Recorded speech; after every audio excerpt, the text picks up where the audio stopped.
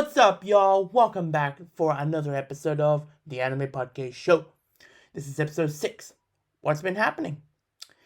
How's your year been? Is your year been good? Yes, I'm talking to you. Okay, let's do this. The first segment of the show is what anime shows I got into during the COVID pandemic. This is a new series, just came out last year, and it's a co-production with Crunchyroll. But the series I am talking about is Tower of God. Tower of God is a South Korean most popular webtoon series, and also currently right now it's still popular these days. Well, the series started in June of 2010. Well, dang, it's about a decade ago. Jeez.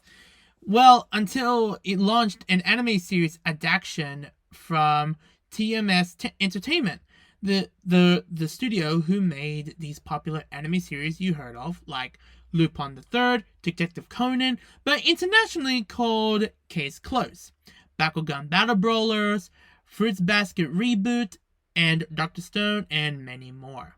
Tower of God centers around a boy named 25th Bomb.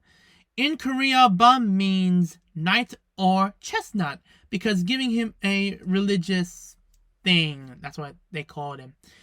He has spent most of his life trapped beneath a vast and mysterious tower with an only true friend and close friend named Rachel to keep him company. When Rachel enters the tower, he's so devastated and lost a close friend.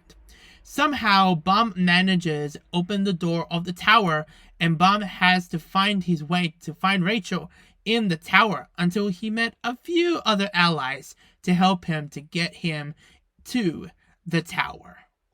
The series streamed on Crunchyroll on April 1st of 2020. I would say this show is a big deal, but this show is one of the first 7 anime shows co-produced with Crunchyroll under its name Crunchyroll Originals. What was the reason I got into Tower of God? Well, because at the time when the pandemic started, I didn't know nothing about the series or the webtoon series itself. When I found out that they were going to do the English dub for the series and also announcing who is in the English cast, I was so surprised and who would be a part of this. And I knew some of the cast from other anime series I watched in the past, and I want to support the series, and that was the reason why I was so interested to watch Tower of God. Speaking of co-producing, let's move to the next segment to the show, and that is Topic of the Week. So for this episode's topic of the week is what anime shows co-produced an original anime series or other studios in Japan helped out productions only in internationally. I got 3 shows to talk about, so let's start with The Big O.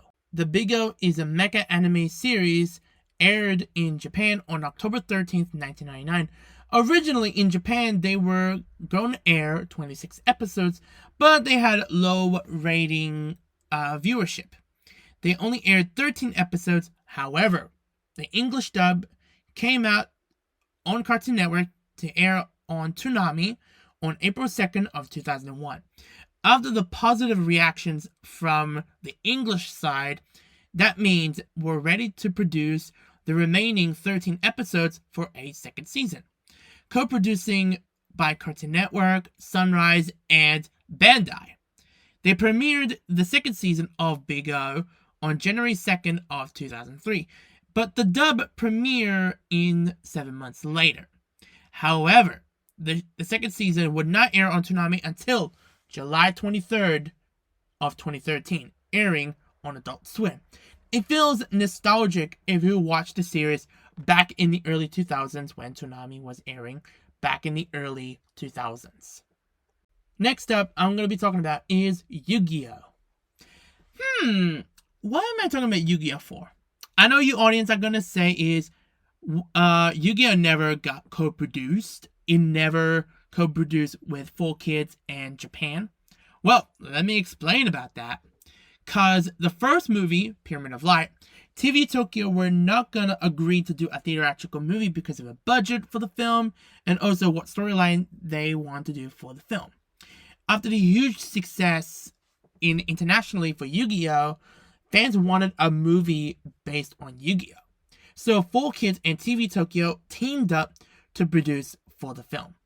I know most of you seen the movie. Like me, I was a kid. I was like 5 years old, got my hands on the DVD for Pyramid of Light. The movie was released in theaters in the US, Europe, and Australia in August of 2004. But not in Japan. The film was shown at special screenings in cinemas in Japan on November 3rd of 2004. However, the movie then aired on TV Tokyo on January 2nd of 2005 during the air of the original run of Yu-Gi-Oh! GX. With the English dub version of the film was completely edited when it was first appeared in theaters in the US, but when you watch the English version, it's uncut. The Japanese version is 101 minutes of footage, and the English version runs originally for 90 minutes. Many of the English version switched, and some were alterated because they want to make the film to make freaking sense. Here's a little fun fact before we move on. Did you know that the movie was screened in theaters before the Battle City final episodes aired? Somewhat is in a case about it, because it was spoiled in the ending for those who saw the film at the time, and it was airing on Cartoon Network or Kids WB or something like that at the time. But after Yu-Gi-Oh! Pyramid of Light's success, they want to create more original stories to share with the international side, so they come up with a new story taking place right in the middle of Season 5. It's between arcs from the Grand Championship arc and the Dawn of the Duel arc, or Pharaoh's Memory.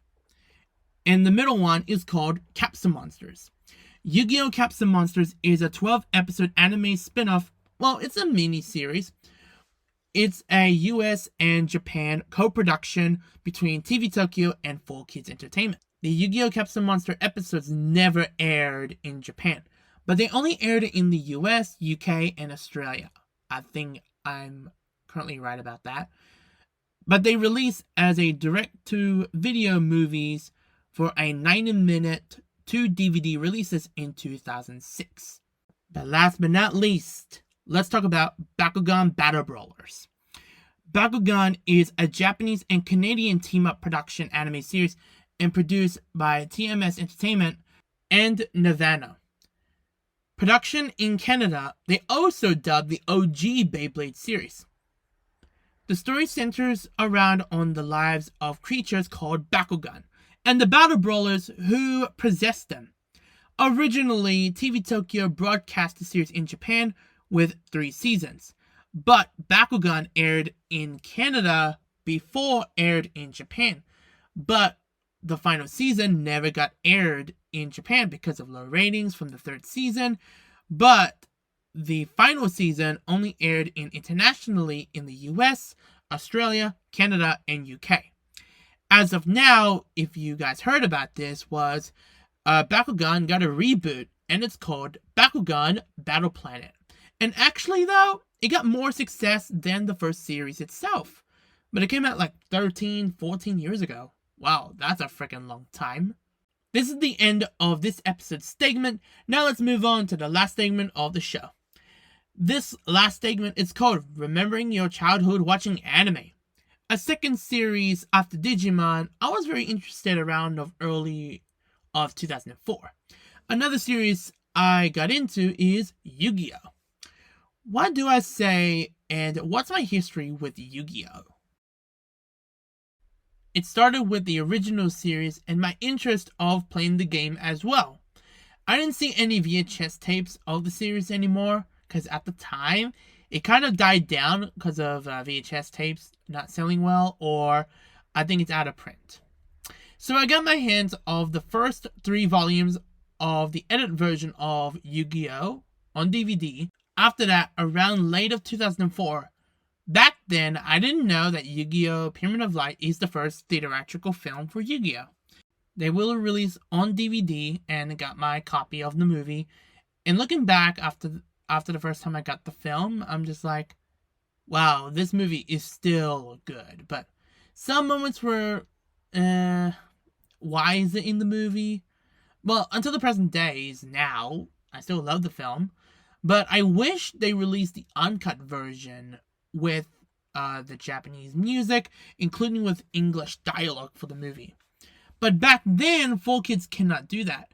But look what they did for Pokemon Forever.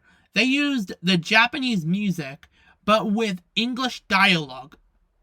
And I didn't know that they used it until I realized it years later. And I didn't know that. But we'll talk about Pokemon in the near future. That was my example.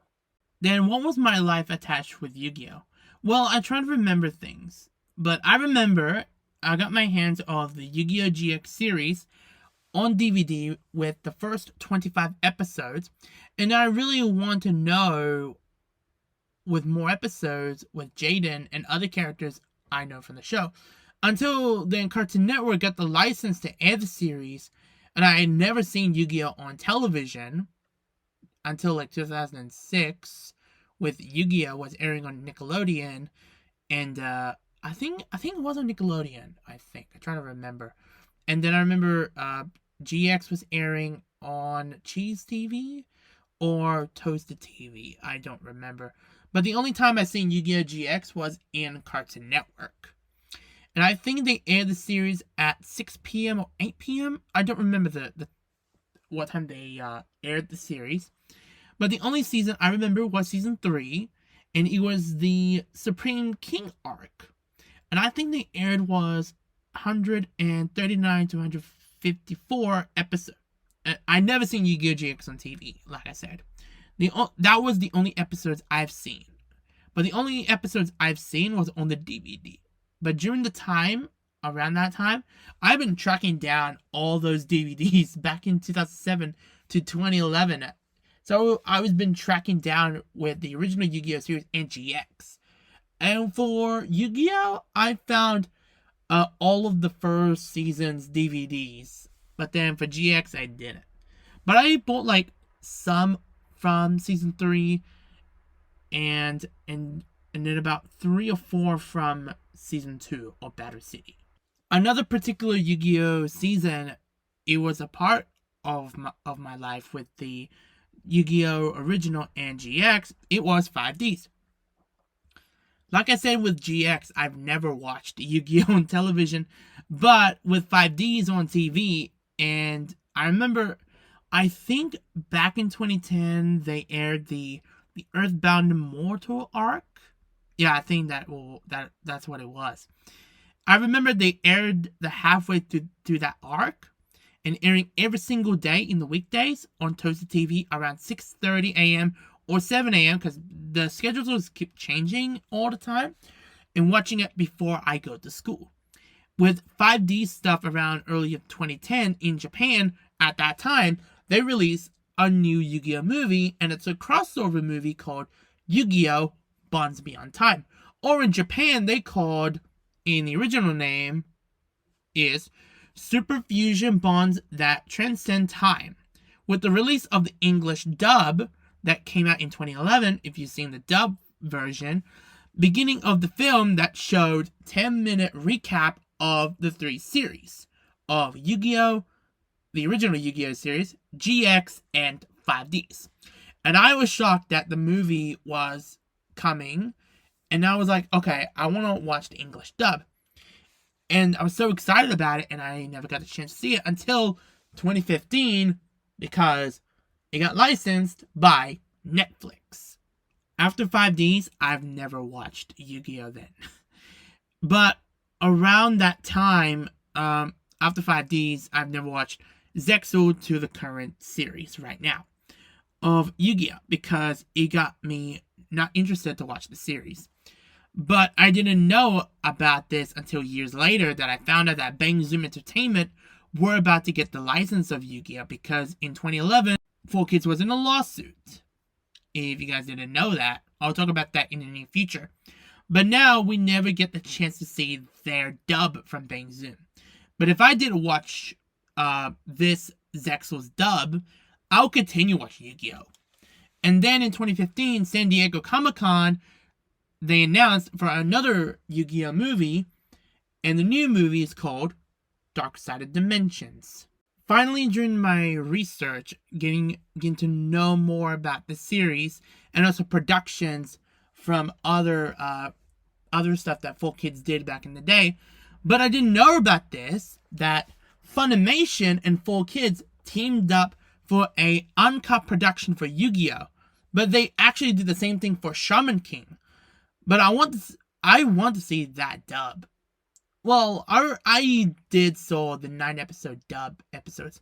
But in the near future, because this September in 2021 is the 20th anniversary of the series.